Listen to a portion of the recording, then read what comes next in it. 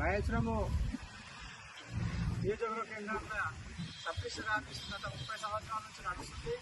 మరి దాన్ని కొంతమంది సొంత ప్రయోజనాల కొరకు దాన్ని మార్చడానికి ప్రయత్నాలు జరుగుతున్నాయని తెలుస్తుంది.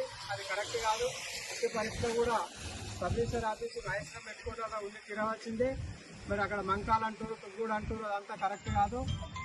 మహేశ్వరం నియోజకవర్గం పెట్టుకోవడం దృష్టిలో ఉంచుకొని అందరూ కూడా పార్టీలకు విధంగా మరి రిజిస్టర్ ఆఫీసును పెట్టుకోవడాలను కొనసాగించడానికి అందరూ కూడా సహకరించవలసిందిగా ఈ సందర్భంగా తెలియజేసుకుంటూ, మరి ఇంతకుముందు ఉన్న గత ప్రభుత్వం హయాంలో గౌరవ శాసనసభ్యురాలుగా మాజీ మంత్రివారు సబితా ఇంద్రారెడ్డి గారి కృషితోటి ఈ 113 సర్వే నెంబరు సిగిరిపురం రెవెన్యూల 1 ఎకరా 10 గుంటలు సబ్మిషన్ ఆఫీస్కు కేటాయించడం జరిగింది. ఇగో ఇక్కడ గవర్నమెంట్ ఎంఆర్ఓ రెవెన్యూ అధికారులు పాటినటువంటి బోర్డు కూడా ఉంది. దానికి సంబంధించినటువంటి ప్రొసీడింగ్ కూడా ఉంది.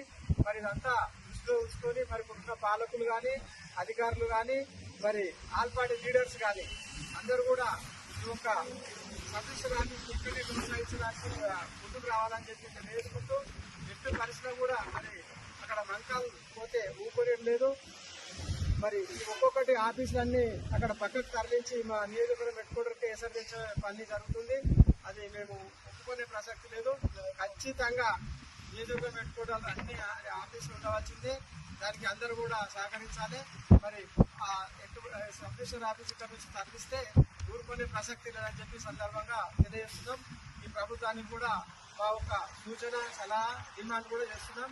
మరి దీనికి అందరూ కూడా పారదర్శకంగా సహకరించాలని చెప్పి తెలియజేస్తున్నాం. ఈ విషయంలో అధికారులు కానీ పొలిటికల్ లీడర్లు కానీ సహకరించకపోతే మేము న్యాయబద్ధంగా ముందుకు పోతామని చెప్పి ఈ సందర్భంగా తెలియజేస్తున్నాం.